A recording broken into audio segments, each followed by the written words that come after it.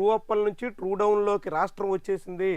యూనిట్‌కు 13 పైసలు ఊరట, వినియోగదారులకు 923 కోట్ల రూపాయలు వాపస్. ఇది ఎట్టా ఉంటుందంటే, ఒక ఆయన పల్లె నుంచి వచ్చి టౌన్‌లో కూరగాయలు అమ్ముకునేటటువంటి రోజు. కూరగాయలు అమ్ముకుని తిరిగి ఆ డబ్బులు తీసుకుని ఇంటికి వెళ్తుండేటోడు.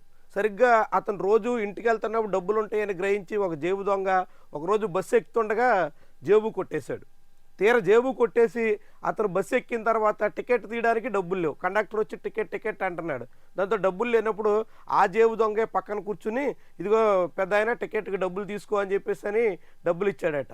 అంటే 1000 రూపాయలు జేబులోంచి కొట్టేసి 10 రూపాయలు టికెట్కి డబ్బులు ఇచ్చినందుకు గాను ఆ పెద్దాయన, నువ్వు మహానుభావుడు బాబు, నా దగ్గర డబ్బులు లేవు, సడన్గా ఎవరో జేబు కొట్టేశారు, నేను చూసుకోలేదు, నన్ను చాలా బాగా కాపాడావు, ఇప్పుడు నన్ను కండక్టర్ బస్సు దింపేస్తే నేను ఏం కావాలా, నీ వల్ల నేను ఇంటికి చేరగలుగుతున్నానని చెప్పి ఆ జేబు దొంగను ఎవరైతే 1000 రూపాయలు కొట్టేశాడో వాళ్ళనే బాగా కీర్తించే పరిస్థితి వచ్చిందండి. ఇప్పుడు అట్టా ఉంది. వసూలు చేసిందేమో 15,000 కోట్లు, తిరిగి ప్రజలకు చెల్లిస్తుందేమో 900 కోట్లు.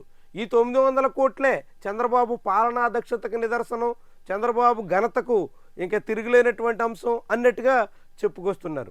వాస్తవానికి ప్రజల నుంచి అధిక మొత్తం వసూలు చేయాల్సిన దానికన్నా ఎక్కువ వసూలు చేశారు. మొత్తం 2,700 కోట్ల రూపాయలు వసూలు చేశారు. ఏపీ ఈఆర్సీ చెప్పిన దాని ప్రకారంగా లెక్కలు చూస్తే 2,700 కోట్లు వసూలు చేస్తే అందులో అదనంగా వసూలు చేశారు కాబట్టి 923 కోట్లు వెనక్కి ఇవ్వండి అంటూ ఏపీ ఈఆర్సీ వెల్లడించాల్సి వచ్చింది.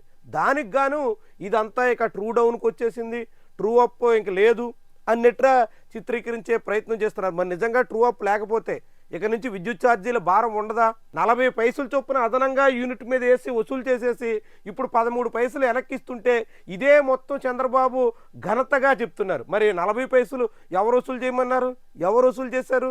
జనం జేబులు కొట్టేసి ఇప్పుడు మీ దగ్గర ఎక్కువ కొట్టేస్తాం కాబట్టి కొంత మొత్తం ఇస్తున్నాం అని చెప్తే ఇదే ఘనతగా చిత్రీకరించడాన్ని ఏమనాలా? చూడండి, ఆంధ్రప్రదేశ్లో విద్యుత్ ఛార్జీల మోత ఎట్టా ఉందంటే, చంద్రబాబు సర్కార్ వచ్చిన తర్వాత 15,000 కోట్ల రూపాయలు ఛార్జీల భారం పెరిగింది. ఆ పెరిగినప్పుడు అదంతా జగన్మోహన్ రెడ్డి ప్రభుత్వ నిర్వాహకం అంటూ చంద్రబాబు నాయుడు ఆయన ప్రభుత్వ పెద్దలు అందరూ చెప్పొచ్చారు. ఇప్పుడు ఆ వసూలు చేసినటువంటి 15,000 కోట్లలో 923 కోట్లు వెనక్కిస్తుంటే ఇది మాత్రం చంద్రబాబు నాయుడు ఘనత అంటే ఎట్టా ఉంటుందో చూడండి. అదేమో వసూలు చేసేసిందేమో జగన్మోహన్ రెడ్డి నిర్వాహకం, వెనక్కిస్తున్న 923 కోట్లు చంద్రబాబు నాయుడు పాలనా సామర్థ్యం. ఈ 900 కోట్లు కూడా ఒక్కసారేమి ఇవ్వరు. దాదాపు 12 నెలల పాటు నెలకే 70-80 కోట్ల చొప్పున యూనిట్కి 13 పైసలు చొప్పున సర్దుబాటు చేస్తారు. ఈ సర్దుబాటు కూడా ఎంతవరకు అమల్లోకి వస్తుందో మనం ఎవరికి ఎరికలేదు. ఇప్పుడు జీఎస్టీ చూసాం కదా, జీఎస్టీ భారీగా తగ్గించారని చాలా పెద్ద ప్రచారం నడుస్తుంది. ఎంత తగ్గించారు? ఎక్కడ తగ్గింది? ఎవరికి తగ్గింది? ఆ జీఎస్టీ ప్రయోజనాలు సామాన్యులకు చేరాల్సిందే అని రోజు చెప్తున్నారు. ఎంత చేరుతుంది? ఎంత వస్తుంది? ఏ ధరలన్నీ మొత్తం తగ్గిపోతే మార్కెట్లో జనం దగ్గర ధరలు తగ్గిపోవడం వల్ల పొదుపు పెరిగిపోతుంది, ఇదంతా ప్రచారం. కానీ వాస్తవం ఎట్టా ఉందో మనం చూస్తున్నాం. ఈ విద్యుత్ ఛార్జీల భారం కూడా అట్టానే ఉంటుంది. ఇక ఇంధన రంగాన్ని గాడిని పెట్టేశాం. అధిక ధర కొనుగోళ్లకు పవర్ స్వాపింగ్తో చెక్, నవంబర్ నుంచి యూనిట్కి 13 పైసలు తగ్గింపు.